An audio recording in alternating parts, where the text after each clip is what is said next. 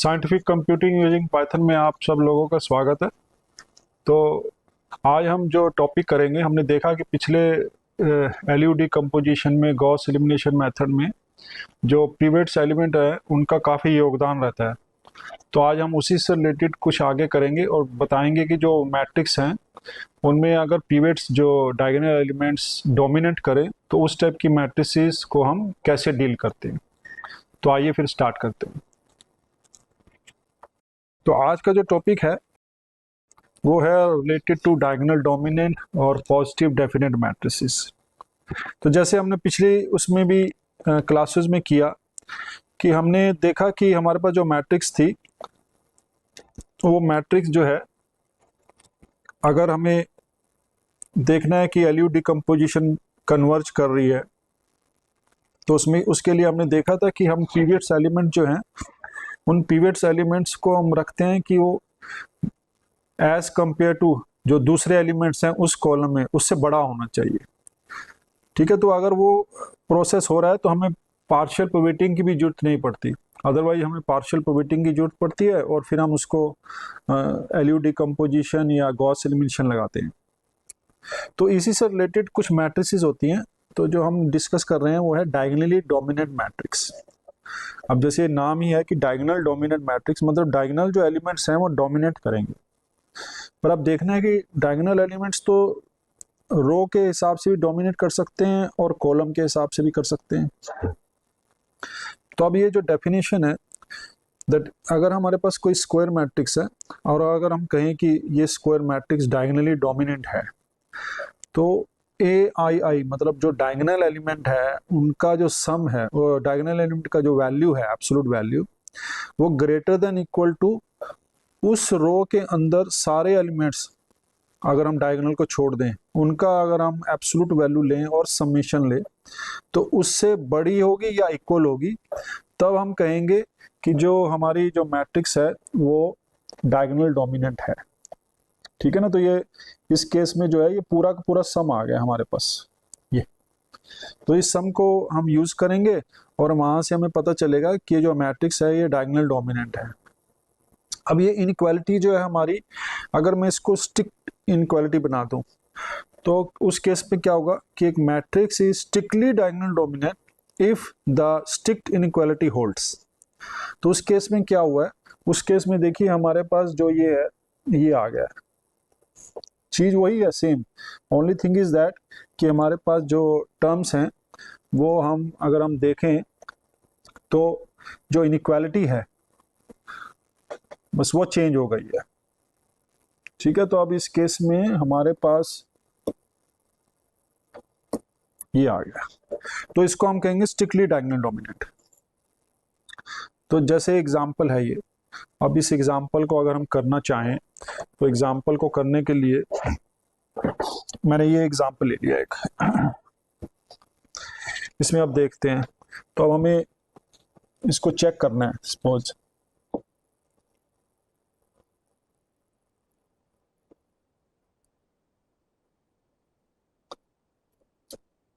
ठीक है, तो ये आ गया। तो अब देखिए, अब हमारा जो पहला डायगोनल एलिमेंट है वो ये है। तो मैंने देखा कि जो 4 है वो ग्रेटर देन इक्वल टू है -1 + 0, तो 1, वो तो है ही, 4 इज ग्रेटर देन 1। दूसरा हमने देखा ये डायगोनल एलिमेंट है तो 6, तो दूसरे जो बच गए हमारे पास वो -2 -1।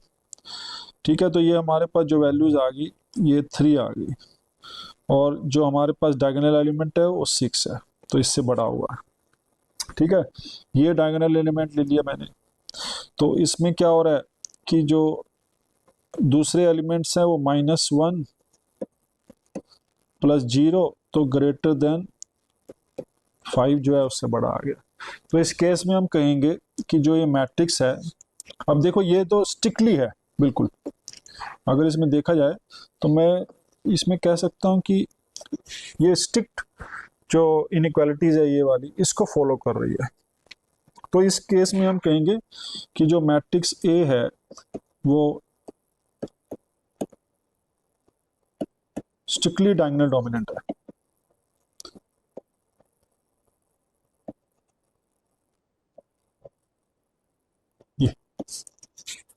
ठीक है, तो अगर हम इस मैट्रिक्स के ऊपर एलयूडी कंपोजिशन लगाएं, गॉस एलिमिनेशन मेथड लगाएं, तो हमें कोई पार्शियल प्रोबेटिंग करने की जरूरत नहीं है और जो हमारा सोल्यूशन है वो हमें सोल्यूशन मिल जाएगा। ठीक है, तो इस केस में हम कह सकते हैं कि जो हमारे पिवट्स हैं वो ऑटोमेटिकली काफ़ी बड़े हैं। तो इसमें अगर हमने देखा तो ये जो डायगोनल डोमिनेंट हमने इसमें बात की है, तो इस केस में अगर आप देखें तो हमने रोज का लिया है। ठीक है ना, तो हम इस केस में जो है देख रहे हैं कि रोज के कंपैरिजन में हम डायगोनल एलिमेंट जो हैं वो बड़े होने चाहिए।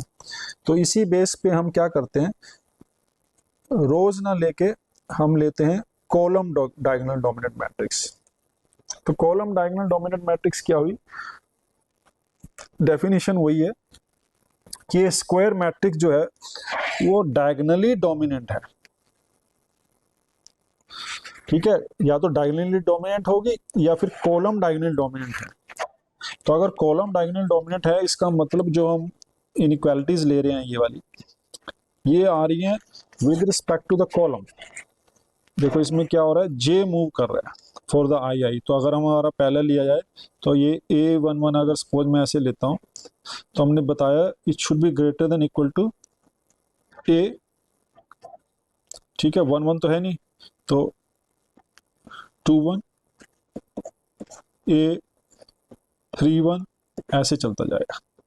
तो इसका मतलब क्या है, डायगोनल एलिमेंट्स के ऊपर ध्यान दे रहे हैं। और सेम कि अगर वो जो इनइक्वालिटी है वो स्ट्रिक्ट इनइक्वालिटी हो जाएगी, तो हम कहेंगे कि ये जो डायगोनल डोमिनेंट है वो strictly column diagonal dominant matrix है। ठीक है, तो इसमें क्या होता है कि हमारे पास कि ये जो प्रोसेस है, ये प्रोसेस हम करते हैं फॉलो फॉर द पार्शियल प्रोबेटिंग। ये लिखा हुआ है हमने कि पार्शियल प्रोबेटिंग में ये काम किया जाता है। पर अगर हमारे पास मैट्रिक्स जो है वो डायगोनल डोमिनेंट भी होगी, उससे भी हमारे पास काम चल जाएगा। ठीक है, तो ये आ गया हमारे पास एग्जाम्पल। अब ये सेम एग्जाम्पल था, अब हम देखते हैं कि भैया ये जो है ये कॉलम डायगोनल डोमिनेंट है कि नहीं है। तो सेम वे हम उसको करेंगे। तो ये है हमारा, तो 4 इज ग्रेटर देन 2, वो तो है हमारे पास। 6 is greater than 1 plus 1 2, yes. 5 is greater than 1, तो ये जो है हम कह सकते हैं कि ये कॉलम डायगोनल डोमिनेंट है।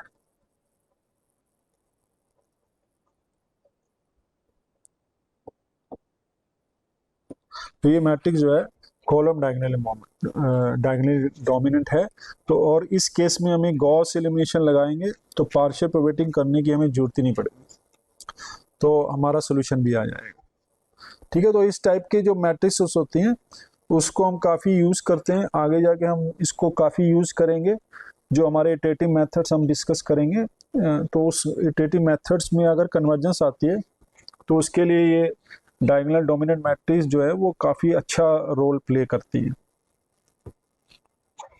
तो प्रॉपर्टीज क्या हैं स्ट्रिक्टली डायगोनल डोमिनेंट मैट्रिक्स की, ऑलवेज नॉन सिंगुलर मैट्रिक्स। ठीक है, जो भी स्ट्रिक्टली डायगोनल डोमिनेंट मैट्रिक्स होगी वो हमेशा नॉन सिंगुलर होगी। तो इसके लिए जो हमारा केस आ गया ना वो स्ट्रिक्ट के लिए आ गया, ये ध्यान रखिएगा। जैसे हमारे पास कोई मैट्रिक्स है ए, उसमें मैं लेता हूँ एलिमेंट ले लिया मैंने 5, ठीक है, 2 1 ये ले लिया मैंने। उसके बाद 3 5 -1 ले लिया। उसके बाद सपोज मैंने ये ले लिया 0 0 0। तो अब क्या हो रहा है इसमें, 5 जो है पहला एलिमेंट जो है वो तो फॉलो कर रहा है कि 5 इज ग्रेटर देन 2 प्लस 1। दूसरे में भी हो रहा है 5 इज ग्रेटर देन 3 प्लस 1, क्योंकि -1 तो आ रहा है। बट तीसरे वाले में क्या हो रहा है, 0 element is equal to 0 plus 0।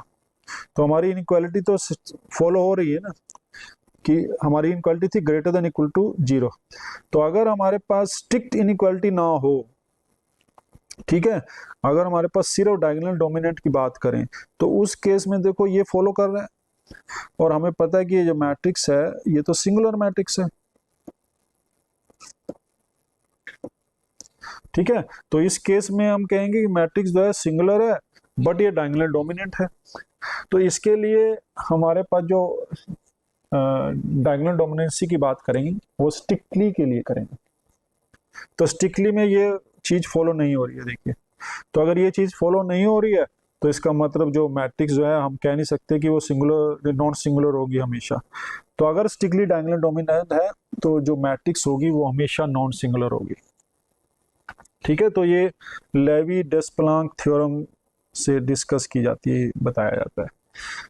Okay, तो इससे ये फायदा हो गया हमें कि अगर बड़ी मैट्रिक्स है, सपोज हमारे पास 10x10 मैट्रिक्स है या बड़ी मैट्रिक्स है कोई, तो उसका सिंगुलैरिटी चेक करना या नॉन सिंगुलैरिटी चेक करने में हमें बहुत सारे ऑपरेशन लगाने पड़ेंगे। क्यों?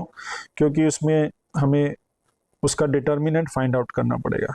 तो डिटर्मिनेंट फाइंड आउट करना जो है वो काफ़ी कंप्यूटेशनली एक्सपेंसिव होता है।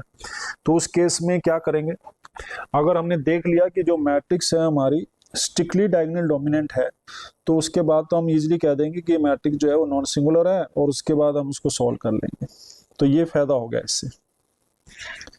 दूसरा है इफ सिमेट्रिक, अगर कोई सिमेट्रिक मैट्रिक्स होती है और स्ट्रिक्टली डायगोनल डोमिनेंट है देन पॉजिटिव डेफिनेट होती है, वो हम डिस्कस करेंगे। और इसका सबसे बढ़िया यूज जो है वो यहाँ पर है कि इटरेटिव मेथड जो है जैकोबी, गॉस सीडल, ये कन्वर्ज करते हैं। तो इसका मतलब ये है कि जो डायगोनल डोमिनेंस जो है वो हम कह सकते हैं कि एक तरह की जो सफिशिएंट कंडीशन होती है कन्वर्जेंस के लिए वो है फॉर जैकोबी और गॉस सीडल मेथड, जो हम आगे जाके करेंगे। और डायगोनल डोमिनेंट मैट्रिक्स है, अगर strictly diagonal dominant non singular matrix है, तो ये इंश्योर कर देती है कि numerical stability in the computation. तो इससे क्या होता है कि न्यूमेरिकल स्टेबिलिटी आ जाती है। ओके, तो हम इस तरीके से हम सारी जो मैट्रिसेस हैं उसको डिफाइन कर सकते हैं और चेक कर सकते हैं कि वो, क्योंकि डायगोनल डोमिनेंट चेक करना बहुत इजी है एज कंपेयर टू डिटर्मिनेंट निकालना। इवन अगर हमारे पास कोई बहुत बड़ी मैट्रिक्स बन जाए, ठीक है, जैसे मैं लिखता हूँ कि 1 4 3 2 1 0 4 2 2 1 एंड देन मैं लेता हूँ 3 5 0 1 2 4 1 3 2 1 4 बाय, और एक और एलिमेंट ले लेता हूँ मैं, क्या लेता हूँ 0 2 3 0 2, ये ले ली मैंने मैट्रिक्स। ठीक है, अब हमें पता नहीं है कि ये मैट्रिक्स जो है ये इन्वर्टिबल है या नहीं है, तो हम क्या करेंगे, इसका डिटर्मिनेंट निकाल लेंगे। तो डिटर्मिनेंट निकालने के लिए आपको पता है कि काफ़ी कंप्यूटेशन करना पड़ेगा, पर अगर हम ये यहाँ से देख लें कि ये diagonal strict diagonal dominant matrix है तो हम इजीली इसको बता सकते हैं। तो पहले वाले में देखिए 1 है, तो 1 जो है 4 3 2 से छोटा है, तो ये स्ट्रिक्टली डायगोनल डोमिनेंट मैट्रिक्स है ही नहीं। ठीक है, तो अब हम इसके बारे में कुछ नहीं बता सकते कि मैट्रिक्स जो है डायगोनल डोमिनेंट मतलब ये सिंगुलर है या नॉन सिंगुलर है। इसी को मैं थोड़ा सा चेंज कर देता हूँ। अब मैं क्या करता हूँ, इसके एलिमेंट्स को यहाँ पर कितना है 4 + 3 7 9 10, तो यहाँ पर मैं 11 कर देता हूँ। ठीक है, यहाँ पर मैंने कर दिया इसको 6 कर दिया।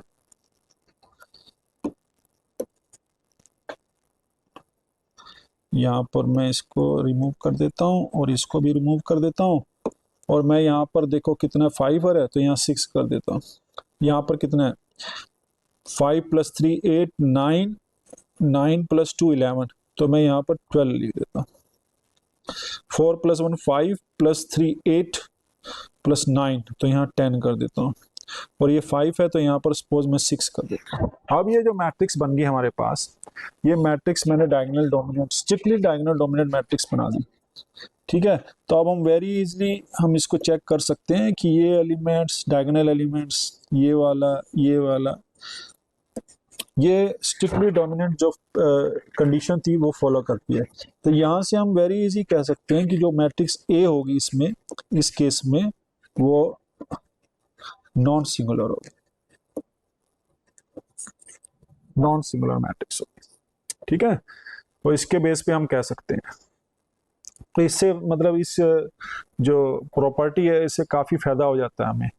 और उसके बाद हम इस अगर मैट्रिक्स नॉन सिंगुलर हो तो हमें पता है कि उसके साथ डील करने में जो हमारा सोल्यूशन है वो इजीली अवेलेबल हो जाता है, तो हमारा जो सिस्टम ऑफ इक्वेशन है उसको हम इजीली सॉल्व कर सकते हैं।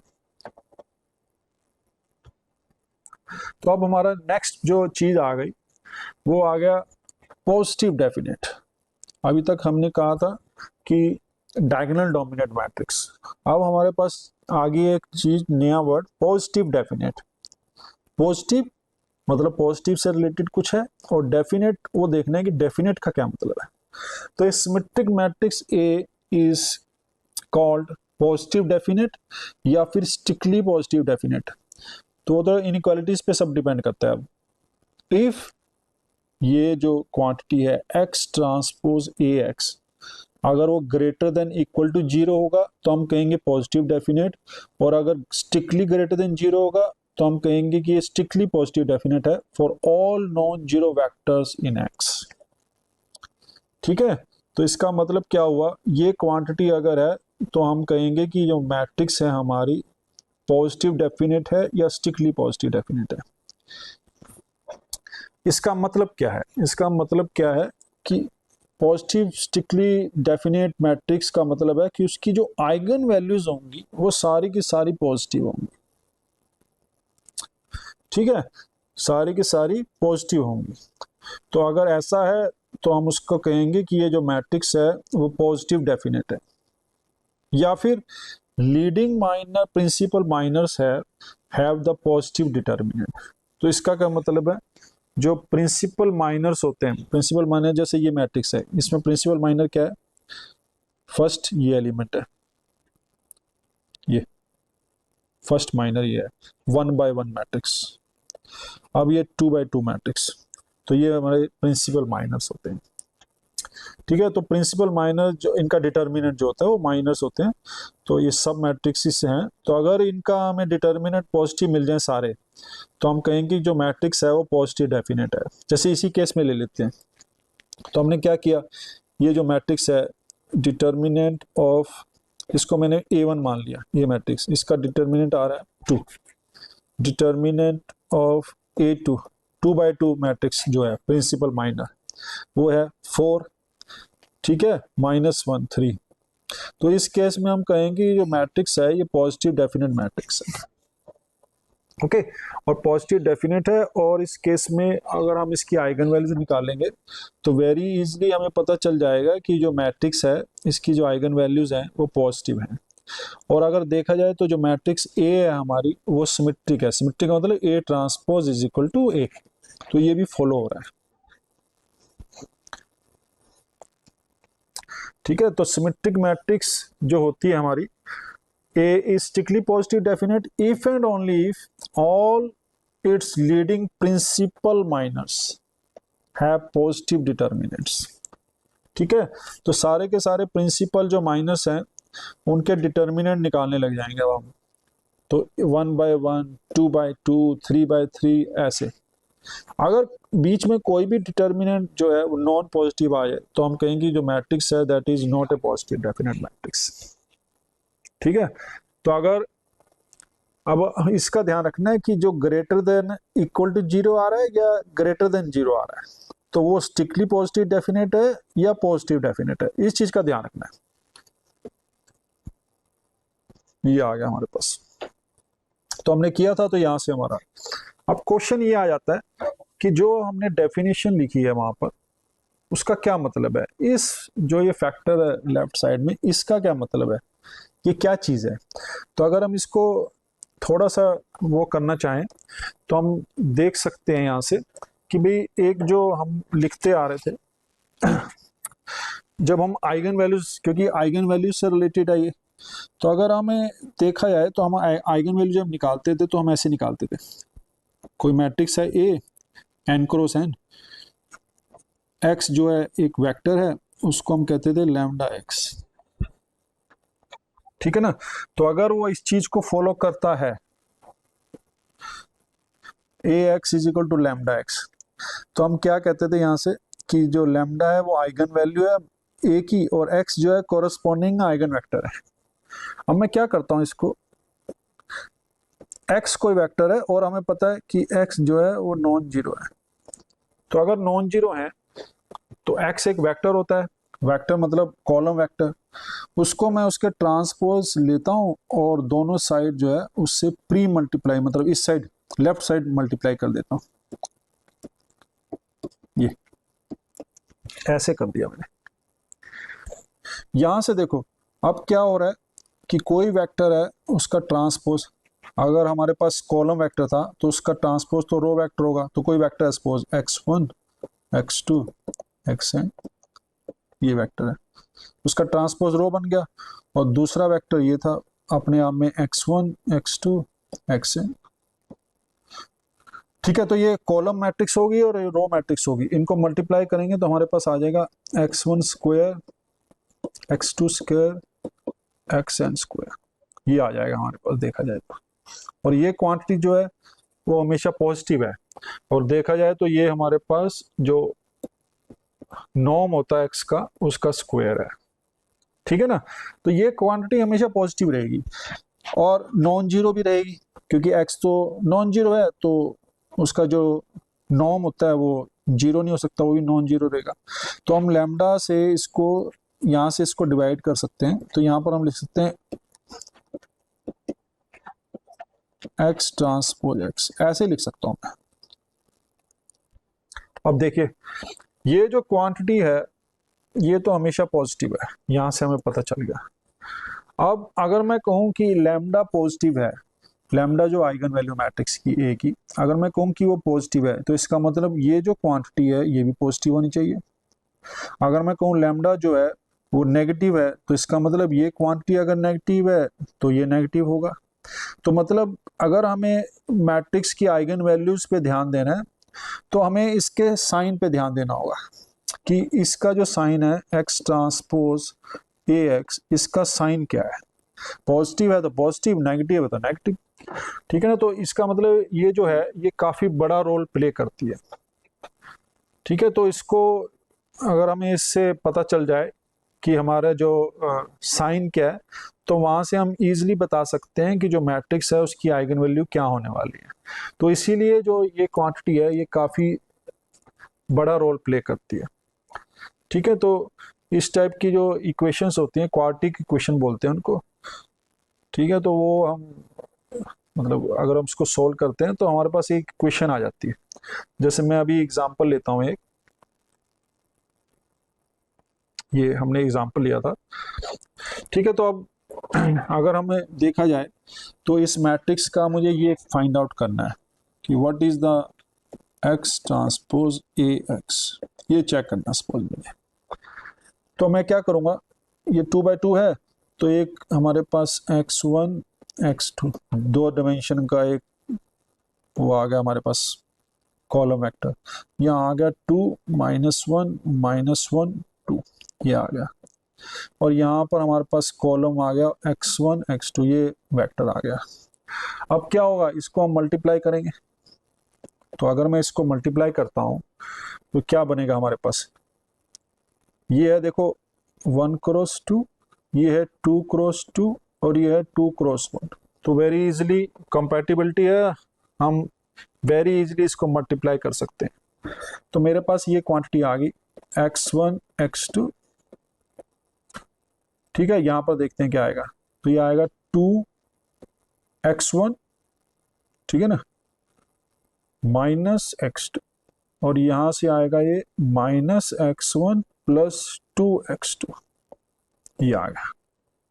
तो ये हमारे पास 1 क्रॉस 2 आ गई और ये 2 क्रॉस 1 आ गया। अब हम इसको फिर मल्टीप्लाई कर देंगे तो ये आ जाएगा 2x1 माइनस x2 को हम x1 से मल्टीप्लाई किया प्लस x2, और इसको हमने लिखा -x1 प्लस 2x2। ठीक है, तो यहां से हम कैलकुलेट करेंगे तो ये आ जाएगा 2x1 स्क्वायर, ये आ गया, प्लस 2x2 स्क्वायर, यहां से आ गया। अब यहाँ पर -x1 x2 है और यहाँ पर भी -x1 x2 है, तो यहाँ -2x1 x2, ये आ गया हमारे पास। ठीक है ना। तो ये जो हमारे पास आ गई, ये एक इक्वेशन आ गई इन, इसको हम कहते हैं कि सेकंड डिग्री की पॉलिनोमियल है ये x1 और x2 वेरिएबल में। इसको x1 को हम x और x2 को y भी ले सकते हैं, ठीक है। तो ये हमारे पास इस टाइप से एक सेकंड ऑर्डर की जो है पॉलिनोमियल आ गई हमारे इन वेरिएबल x1 और x2। तो ये एक पॉलिनोमियल टाइप आ गया हमारे पास। तो अगर इसकी वैल्यूज हमेशा पॉजिटिव हो जाए for all values of x1 and x2, तो हम कहेंगे कि ये जो है हमेशा पॉजिटिव रहेगा। इसका मतलब पॉजिटिव डेफिनेट रहेगा, इसका मतलब सारी आइगन वैल्यूज जो है हमेशा पॉजिटिव रहेंगी। और अगर बीच में कहीं नेगेटिव आ जाए तो हम कहेंगे कि ये जो है पॉजिटिव डेफिनेट नहीं है। अगर ये हमेशा ही नेगेटिव रहेगा तो इसी चीज को हम कन्वर्ट करके एक दूसरी डेफिनेशन भी ले सकते हैं, वो है नेगेटिव डेफिनेट। तो नेगेटिव डेफिनेट का मतलब क्या है कि सारी आइगन वैल्यूज जो है वो नेगेटिव है इसकी, ठीक है ना। तो इस क्वांटिटीज को हम लेस देन इक्वल टू कर देंगे सारी चीजों को। तो उसमें क्या होगा कि जो अगर हमें नेगेटिव डेफिनेट देखना है तो नेगेटिव डेफिनेट में क्या होगा, ये जो डेफिनेशन है, ये जो है, ये नेगेटिव डेफिनेशन जो है उसमें वो लेस देन हो जाएगी फॉर नेगेटिव डेफिनेट, ठीक है ना। तो नेगेटिव डेफिनेट में ये जो चीज है, बस ये हमें थोड़ा ध्यान रखना पड़ता है उसमें कि पॉजिटिव डेफिनेट में तो चलो ठीक है, बहुत इजीली हम सारे पॉजिटिव होते जाएंगे, बट नेगेटिव डेफिनेट में ऐसा नहीं है, उसमें इंटरचेंज होते रहते हैं। नेगेटिव डेफिनेट में जो होगा, पहला लेस देन होगा, दूसरा ग्रेटर देन होगा, फिर तीसरा लेस देन होगा, फिर चौथा ग्रेटर देन होगा, ऐसे चलता जाएगा अल्टरनेटिवली, डिपेंडिंग अपॉन कि आपका जो एन है वो क्या है। अगर एन ओड है तो नेगेटिव प्लस नेगेटिव ऐसे चलेगा। अगर इवन है तो लास्ट में पॉजिटिव चलेगा। तो उस केस में हमारे पास जो है नेगेटिव डेफिनेट बन जाएगी।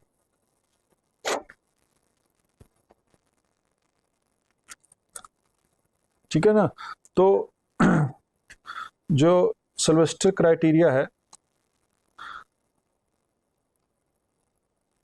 वो कहता है कि अगर symmetric matrix A is strictly diagonal dominant if and only if all its leading principal minor है पॉजिटिव डिटर्मिनेंट्स। तो अब इसको हम चेक करने की कोशिश करते हैं, अप्लाई करने की कोशिश करते हैं इस मैट्रिक्स के लिए। तो अब देखना है कि ए मैट्रिक्स क्या है।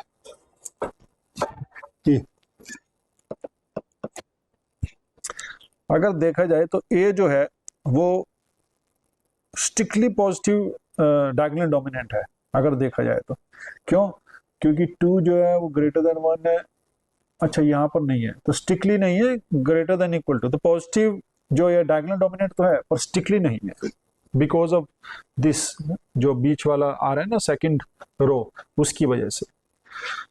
तो अब हमें क्या करना है कि इसको चेक करने के लिए हमें इसके प्रिंसिपल माइनस का वो देखना पड़ेगा। तो पहला देखिए अब क्या है, ये तो पहला मैंने लिया A1, उसका डिटर्मिनेंट तो 2 आ गया। तो first element is this one, second element is this one, तो A2 वो आएगा 2 -1 -1 2, तो 4 -1 3, तो ये भी आ गया। अब हमारे पास A3, इसका डिटर्मिनेंट, तो वो तो पूरा A आ गया, उसका डिटर्मिनेंट निकालना है। तो उसका डिटर्मिनेंट क्या है 2, तो 4 -1 3 +1, इसमें मैं ऐसे ले रहा हूँ, फर्स्ट रो से ले रहा हूँ, तो माइनस में प्लस हो जाएगा, तो दिस और ये चला गया, तो ये आएगा -2 और 0, तो -2, ठीक है, और 0 है। तो यहां से हमारे पास आ गया 6 -2 4। तो आप देखिए कि जो सारे डिटर्मिनेंट है वो पॉजिटिव आ गए। तो अगर पॉजिटिव आ गए तो हम यहां से कह सकते हैं कि जो ए है इज पॉजिटिव डेफिनेट, एंड इस केस में ये स्ट्रिक्टली पॉजिटिव डेफिनेट, क्योंकि सारी जो वैल्यूज हैं वो ग्रेटर देन जीरो आ रही है, इक्वल टू जीरो तो है ही नहीं कोई। तो अगर ऐसा है तो हम कहेंगे कि ये स्ट्रिक्टली पॉजिटिव डेफिनेट है।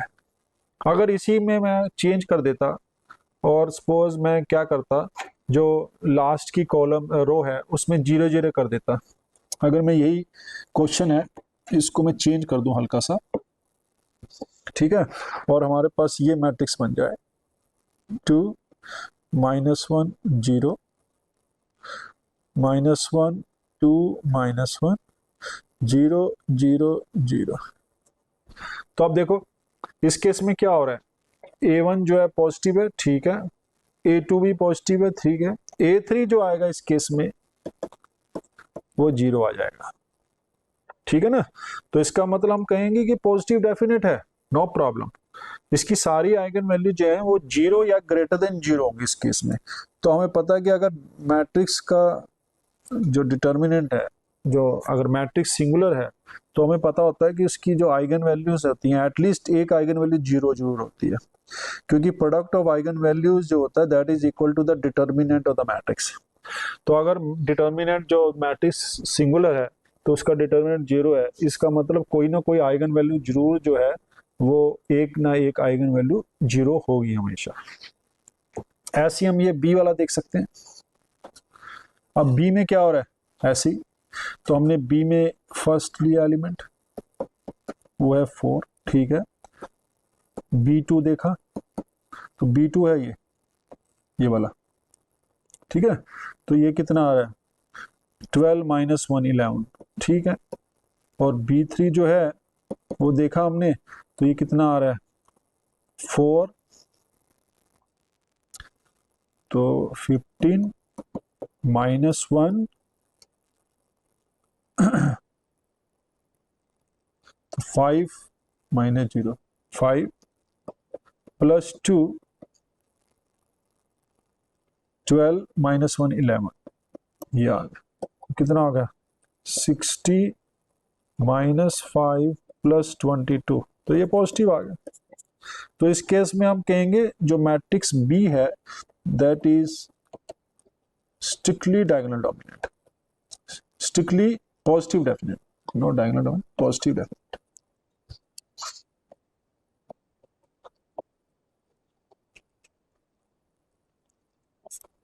ठीक है, अब हमारा क्वेश्चन ये भी आ सकता है कि हम पॉजिटिव डेफिनेट की तो बात कर रहे हैं, स्ट्रिक्टली पॉजिटिव डेफिनेट की बात कर रहे हैं, पर जो हमारी जो मैट्रिक्स हैं वो हम ऐसा क्यों ले रहे हैं कि वो मैट्रिक्स जो है सिमेट्रिक हैं। अगर आप देखेंगे तो जो ए है वो भी सिमेट्रिक मैट्रिक्स है, बी है वो भी सिमेट्रिक मैट्रिक्स है।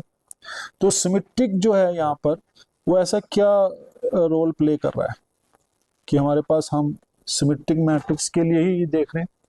तो इसका मतलब ये जो यहाँ पर हमने क्राइटेरिया लगाया है वो ये लगाया है कि हमें पता है कि जो सिमेट्रिक मैट्रिक्स होती है ना, एक प्रॉपर्टीज होती है सिमेट्रिक मैट्रिक्स की, वो क्या है, symmetric matrices always have real eigen values,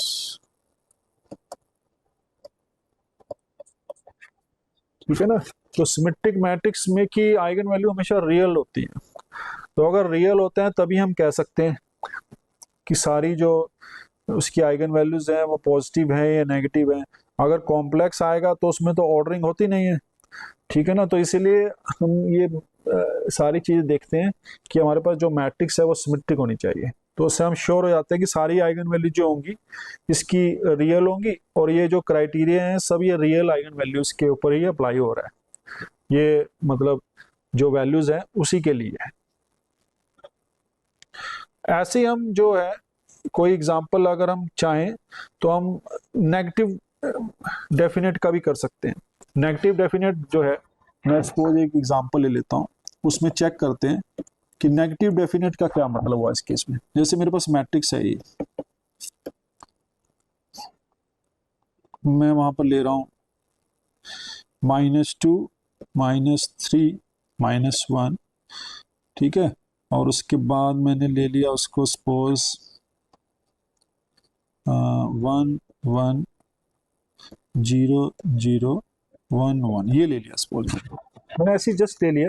वैसे तो मैं डायगोनल, पहले तो डायगोनल मैट्रिक्स ले सकता हूँ मैं, ठीक है। डायगोनल मैट्रिक्स ले लिया मैंने। तो इस केस में मैंने देखा मैट्रिक्स ए, तो अब उसको चेक करते हैं चलो कि ये क्या मैट्रिक्स है। तो हमने क्या किया, पहली मैट्रिक्स लिया, फर्स्ट प्रिंसिपल माइनर लिया ये, और -2 आ गया, ठीक है। फिर दूसरा लिया, वो ये है, तो कितना आएगा 3 × 6 - 1, 5 आ गया ये। तो जैसे ये 5 आ गया, ठीक है, अब हम नेक्स्ट पे जाएंगे, A3 पे जाएंगे। अब A3 आया हमारे पास, तो अब इसका पूरे का हम डिटर्मिनेंट देखते हैं, तो कितना आ गया -2, तो ये कितना आ गया 3 - 1 2, ठीक है, -1 यहाँ से ले रहा हूँ, तो ये और ये गया, तो ये आ गया -1 -1 और 0। तो यहाँ से आ गया ये -4 + 1 -3 आ गया, ठीक है। तो अब हमें देखो यहाँ पर नेगेटिव आ रहा था, पर ये पॉजिटिव आ गया, बट ये नेगेटिव आ गया। तो हम क्या कहेंगे इस केस में, हमने कहा था कि अगर नेगेटिव डेफिनेट होती ना, तो उसमें जो होता सब कुछ अल्टरनेटिव है, तो अल्टरनेटिव भी तो आ रहा है, negative positive negative.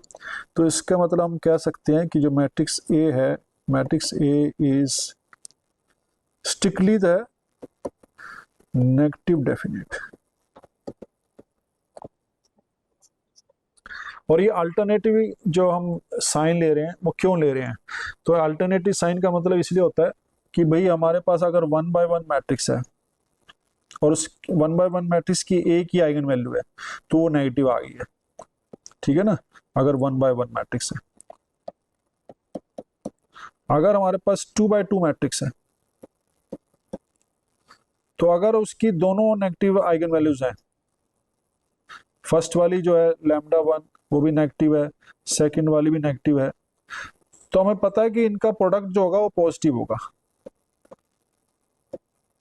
Product positive होगा दोनों का। और 2/2 मैट्रिक्स है, अगर प्रोडक्ट ले हम आइगन वैल्यूज का, तो वो डिटर्मिनेंट हो जाएगा, ठीक है ना। तो इसीलिए दोनों का प्रोडक्ट करेंगे वो पॉजिटिव आ जाएगा। अब 3/3 मैट्रिक्स है, उसमें आइगन वैल्यू 3 होंगी, तो अगर तीनों ही नेगेटिव हैं, माइनस दिस, तो तीनों का प्रोडक्ट क्या आएगा, वो नेगेटिव आएगा, तो वो नेगेटिव आ गया।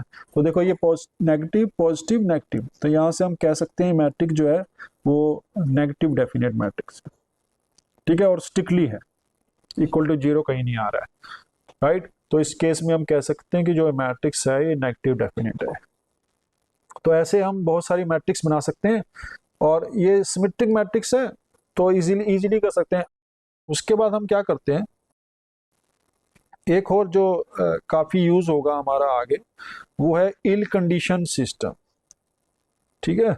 तो इसको भी हम थोड़ा डिस्कस कर लेते हैं, ताकि हमें पता चल जाएगा कि इल कंडीशन का क्या मतलब है। तो जैसे हमने ये नाम दिया इल कंडीशन, इल कंडीशन में क्या होता है कि हमारे पास कोई सिस्टम है, जैसे ये है definition, an ill condition linear system, ये लीनियर सिस्टम है, इसको कहेंगे is a system of linear equation where small change in the input, ठीक है ना। तो small change in the input, अगर हम स्मॉल चेंज कर रहे हैं इनपुट में, तो क्या होगा, इनपुट कौन सी है, x। अच्छा, इनपुट में तो हम, इनपुट मतलब ये x तो रिजल्ट है, आउटपुट है, इनपुट है a और b। अगर हम इनमें स्मॉल चेंज करें, तो लिखा हुआ देखो कोफिशिएंट्स ऑफ द मैट्रिक्स, या फिर right hand side value that leads to the large change in the solution. So this makes the numerical computation unstable and prone to the large error. तो इस type के जो systems होते हैं उसको हम कहते हैं इल कंडीशन सिस्टम, कि हमने थोड़ा सा चेंज किया और एकदम सोल्यूशन जो है उसका बहुत बड़ा चेंज आ गया सोल्यूशन में।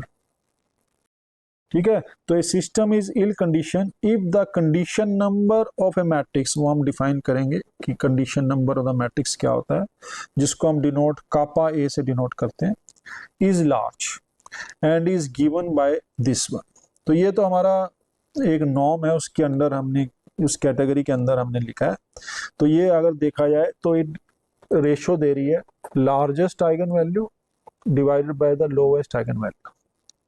ठीक है, तो आइगन वैल्यू है ये, तो जस्ट ये मॉडुलस वैल्यू है, तो it the largest and the smallest eigen value of A. तो ये चीज हमें देखना है कि ये कहां से आएगी, कैसे इसको हम कैलकुलेट कर सकते हैं। अब इल कंडीशन लीनियर सिस्टम में हमने बता दिया, तो अब देखना है कि वो कंडीशन नंबर होता क्या है, उसकी डेफिनेशन क्या होती है असली। तो अगर डेफिनेशन पे जाएं हम, तो एक कंडीशन नंबर जो होगा वो ये ऐसे डिफाइन किया जाता है। तो condition number of a matrix A is equal to norm of the matrix multiply by the norm of its inverse. ठीक है ना, तो दोनों का नॉर्म आपस में प्रोडक्ट कर देते हैं, उसको हम कंडीशन नंबर बोलते हैं। तो अगर condition number of the matrix जो है वो लार्ज है, then the system is called ill condition, और उसमें जो होता है means numerical error in computation can lead to a large deviation in the solution. ठीक है, अब देखो हमने कहा कि जो कंडीशन नंबर है वो लार्ज अगर है तो वो इल कंडीशन है, स्मॉल है तो वो सही है, वेल कंडीशन है। तो इसका मतलब क्या हुआ भाई, ये क्योंकि लार्ज और स्मॉल तो है, ये तो रिलेटिव क्वांटिटी है। ठीक है ना, तो हमें देखना है कि भाई कब हम कहें कि वो लार्ज है और कब हम कहें कि वो स्मॉल है। तो देखिए पहला काम तो ये है कि कंडीशन नंबर अगर 1 होगा then the matrix is called the well condition. और वो कौन सी मैट्रिक्स होगी जिसका कंडीशन नंबर 1 होगा, तो हम अगर हम कैलकुलेट करना चाहें यहाँ पर, तो अगर हमारे पास आइडेंटिटी मैट्रिक्स है आई, तो अगर हम इसका कंडीशन नंबर लेना चाहें आइडेंटिटी मैट्रिक्स का, तो क्या होगा, आई को हम हमेशा ए इनवर्स ऐसे लिख सकते हैं, कोई भी मैट्रिक्स हो ए इंटू ए इनवर्स, राइट। और हमें पता है ये आई होगा, तो अगर हमारे पास ए इनवर्स ले रहे हैं और कोई, चलो कोई भी मैट्रिक्स ले लेता हूं मैं, आई ले लेता हूं क्योंकि ये तो हमेशा ही होगा। तो मैं अगर कंडीशन नंबर मैट्रिक्स का ले रहा हूं आई मतलब आइडेंटिटी मैट्रिक्स, तो इसका जो कंडीशन नंबर होता है वो 1 होता है हमेशा। ठीक है, तो condition number of the matrix I is always 1 तो ये 1 आ गया। Then the matrix is called well condition.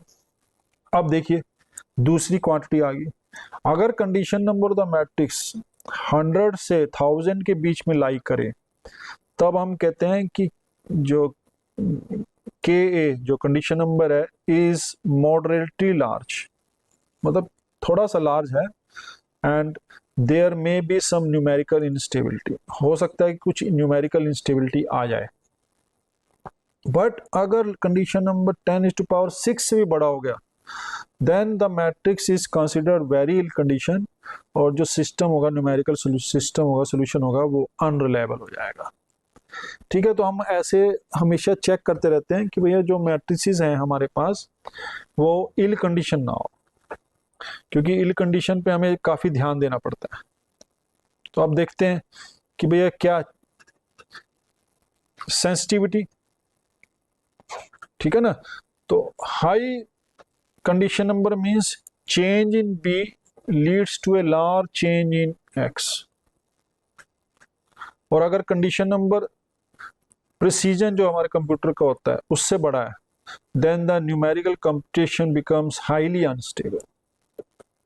ठीक है, तो ये डबल प्रिसीजन जो होता है ना हमारे कंप्यूटर का, वो है ये।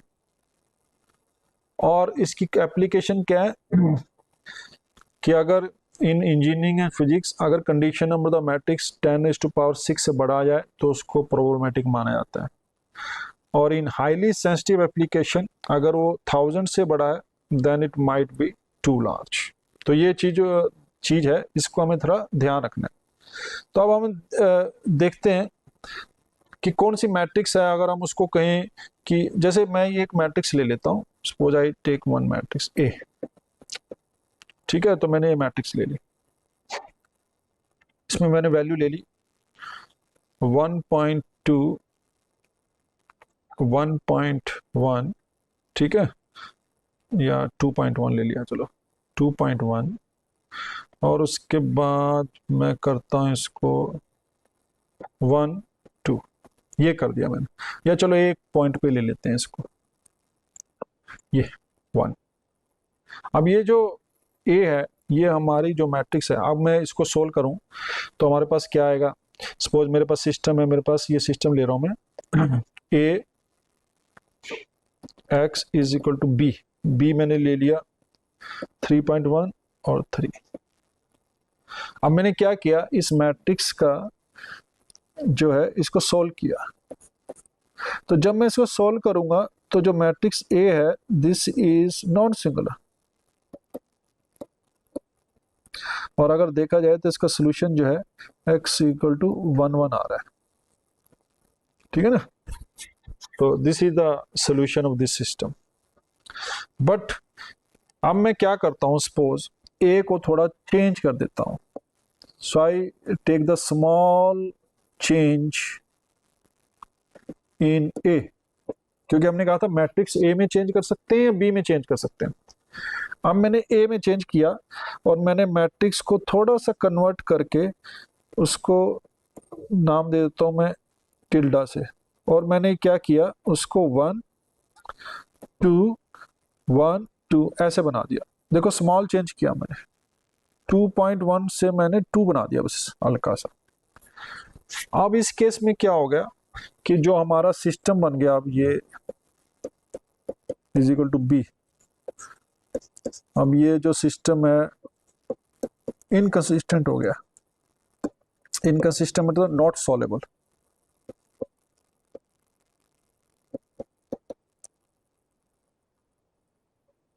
इनकंसिस्टेंट हो गया, ठीक है ना। क्यों? क्योंकि अब इसका सोल्यूशन एग्जिस्ट नहीं करता। ये जो मैट्रिक्स बन गई है, ये सिंगुलर मैट्रिक्स बन गई है। तो अब इस केस में क्या हुआ, हल्का सा मैंने चेंज किया और देखो कितना बड़ा चेंज आ गया कि सिस्टम ही इनकंसिस्टेंट हो गया। तो अब क्या होगा, हम कहेंगे कि जो मैट्रिक्स है ये इल कंडीशन मैट्रिक्स है, और इसका हम निकालेंगे, कंडीशन नंबर निकालेंगे तो हम चेक करेंगे कि कंडीशन नंबर जो है वो काफी हाई आएगा इसका कंडीशन नंबर। तो ये तो हमने चेंज कर दिया ए में, ऐसी मैं बी में भी चेंज कर सकता हूँ।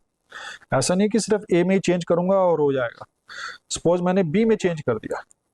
अब यही फिर हमारे पास जो सिस्टम है, सपोज यही है 2x plus 3y is equal to 5। Suppose मैंने ये ले लिया और x plus 2y is equal to 3, ये कर दिया मैंने, ठीक है। तो इसको मैंने सॉल्व किया। तो अगर हम इसको सोल्व करेंगे तो हमारे पास जो सोल्यूशन है वो x इज इक्वल टू 1 और y इज इक्वल टू 1, ये सोल्यूशन है इसका। अब मैं क्या करता हूँ, इसी सिस्टम को चेंज कर सकता हूँ, ठीक है। तो हो सकता है कि मैं इसको चेंज करूँ तो ये बन जाए 2x plus 3y is equal to 5, और मैं यहाँ लिखता हूँ x प्लस 2y। अब 1 1 ना लेके मैं इसको ऐसा करता हूँ, 0 बना देता हूँ या 3.1 कर देता हूँ। देखते हैं क्या होता है। 3.1 इस केस में, ठीक है। और इस केस में क्या होगा कि सोल्यूशन तो आ जाएगा। नहीं, इसको मैं ऐसा करता हूँ, ऐसे चेंज करता हूँ, ये 5 आ गया, ठीक है। तो ये सिस्टम तो चलो ठीक है, ये बन गया हमारा। अब मैं इसको थोड़ा सा चेंज कर देता हूँ और मैं इसको बनाता हूँ कोई दूसरा सिस्टम बनाता हूँ। ये बनाता हूँ मैं 2x plus 3y is equal to 5, और मैंने किया फिर 4x plus 6y is equal to 10। ये सिस्टम बन गया। ठीक है, तो ये हमारे पास सिस्टम है 2/2, और मैंने इसको सोल्व किया तो आप देखेंगे कि इसकी वैल्यू जो है x इक्वल टू 1 और y इज इक्वल टू 1 आ गई। ये आ गया हमारे पास। ठीक है, इसको हम सोल्व करेंगे, हमारे पास ये सोल्यूशन आएगा। अब मैंने क्या किया, इसी सिस्टम को थोड़ा सा चेंज कर देता हूँ, और 2x plus 3y is equal to 5, और मैंने लिख दिया 4x plus 6y is equal to 10 की जगह मैंने लिख दिया 9.8, थोड़ा सा चेंज कर दिया। तो अब अगर आप देखेंगे इस सिस्टम को, तो ये सिस्टम जो है वो इनकंसिस्टेंट हो गया।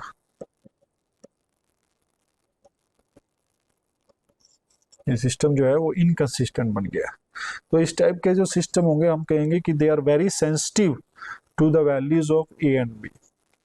ठीक है, तो इसको हम कहते हैं sensitivity of the solution for the linear system. तो यहाँ से हम कैलकुलेट करेंगे तो हमारे पास जो है हमें इनकंसिस्टेंसी मिल जाएगी। तो अब क्या करना है हमें कि दो हमारे पास चीजें आ गई कि हमारे पास जो एक सिस्टम है A x equal to B, वो चेक करना है कि जो हमारे पास जो सिस्टम है वो सेंसिटिव है कि नहीं है। Sensitive with respect to the change in A और sensitive with respect to the change in. तो ये हमारी इनपुट्स होंगी और एक्स जो है हमारा आउटपुट है। ठीक है, तो अब इसके हिसाब से हम चेक करेंगे और इसका एक्सप्रेशन जो है वो हम यूज करेंगे। तो अब इसको हम क्या कर सकते हैं, मैं आपको एक एग्जांपल यहाँ पर डिफाइन कर सकता हूँ कि क्योंकि इसको कैलकुलेट करने के लिए हमें मैट्रिसेस जो हैं उनका इन्वर्स निकालना पड़ेगा, उनका नॉर्म निकालना पड़ेगा। नॉर्म कुछ भी हो सकता है, तो इस चीज को हमें ध्यान रखना है कि जो कंडीशन नंबर है, नंबर ऑफ ए मैट्रिक्स, उस पर सब कुछ डिपेंड करता है। उसको हम कापा से लिख रहे हैं, उसको ऐसे भी लिखते हैं कंडीशन नंबर ऑफ ए, और उसकी डेफिनेशन होती है, ठीक है ना। अब ये जो नॉर्म्स है मैट्रिक्स के, ये कुछ भी हो सकते हैं, 1 नॉर्म हो सकता है, 2 नॉर्म हो सकता है, ठीक है, स्पेक्टर नॉर्म हो सकता है, कोई भी नॉर्म हो सकता है, क्योंकि हमें पता है कि अलग अलग नॉर्म्स ले सकते हैं। तो अब जैसे कोई एग्जांपल ले लेता हूं मैंने मैट्रिक्स ले ली ए 2.1 1.8 6.2 5.3, ठीक है, उसको मैंने एक सिस्टम से मल्टीप्लाई कर दिया तो यहाँ पर ए एक्स आ जाएगा, और वो हमने लिख दिया इक्वल टू 2.1 और 6.2, ये आ गया। तो अब क्या करना है, हमें कंडीशन नंबर निकालना है मैट्रिक्स का। तो ये हमारी मैट्रिक्स है, ठीक है, तो इसका मुझे कंडीशन नंबर निकालना है। तो कापा ये निकालना चाहता हूँ। अब मैं क्या कर रहा हूँ इस केस में, कंडीशन नंबर निकालना, और मुझे कहा गया कि इसका कंडीशन नंबर निकालो यूजिंग स्पेक्ट्रल नॉर्म। तो स्पेक्ट्रल नॉर्म के लिए हमें क्या करना पड़ेगा, इसका स्पेक्ट्रल नॉर्म लेना पड़ेगा, उसको 2 नॉर्म्स भी कहते हैं हम, और ए इनवर्स का भी 2 नॉर्म्स लेना पड़ेगा। और स्पेक्ट्रल नॉर्म्स क्या होते हैं, वो रिलेटेड टू आइगन वैल्यू होते हैं। तो अगर हमें देखें, हमने ऊपर डेफिनेशन डिफाइन की थी, तो ये जो कापा है ये बन जाएगा मैक्सिमम आइगन वैल्यू। तो आइगन वैल्यू तो चलो एक नंबर है, तो हम मॉडुलस वैल्यू ले सकते हैं और मिनिमम, ठीक है। तो इसका मतलब जो हमारे पास वैल्यूज है वो यहाँ पर आ जाएंगी।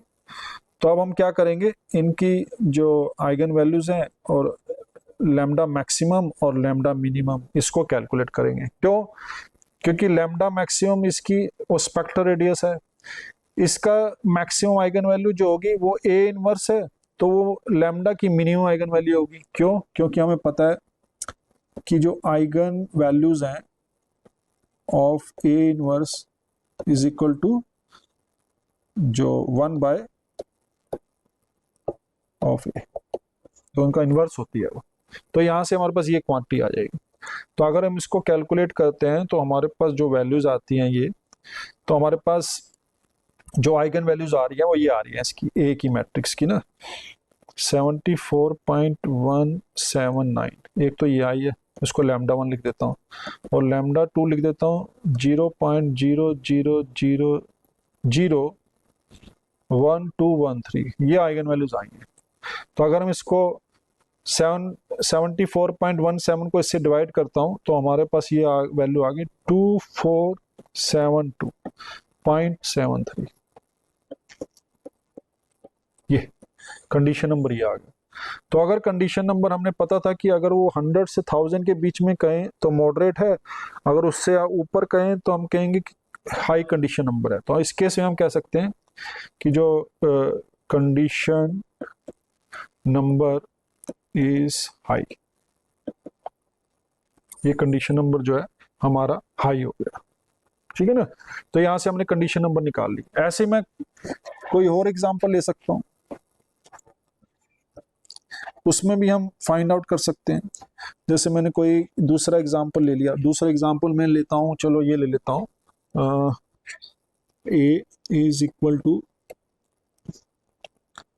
149 और 91625, ये ले लिया मैंने, ठीक है।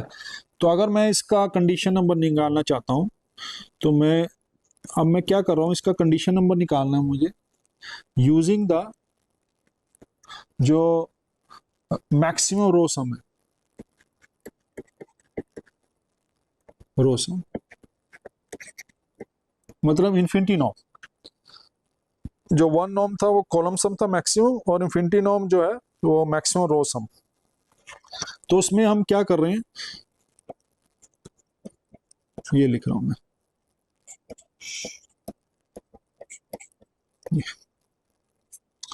ठीक है। तो हम क्या करेंगे, मैक्सिमम रो सम लेंगे। तो हमने क्या किया, इसको कैलकुलेट किया। अब मैक्सिमम रो सम तो देखो कितना आएगा, 25, 16, 25, 50 आ जाएगा। तो इसका जो मैक्सिमम रो सम है वो तो 50 आ गया। हमने अब ए इनवर्स निकाल लिया, तो ए इनवर्स जो है हमें निकालना पड़ेगा, ठीक है ना। तो वो हमें प्रोसेस को करना पड़ेगा। तो अगर हम ए इनवर्स निकाल लेते हैं तो इस केस में तो इसको थोड़ा सा टाइम देना पड़ेगा। तो ये आ जाएगा हमारे पास 17/8, ठीक है। सिमेट्रिक मैट्रिक्स है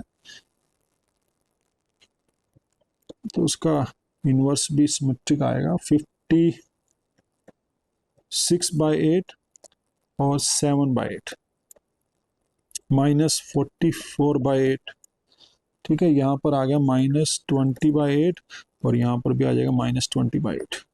और ए इनवर्स जो हमने मैक्सिमम लिया वो हमें मिल गया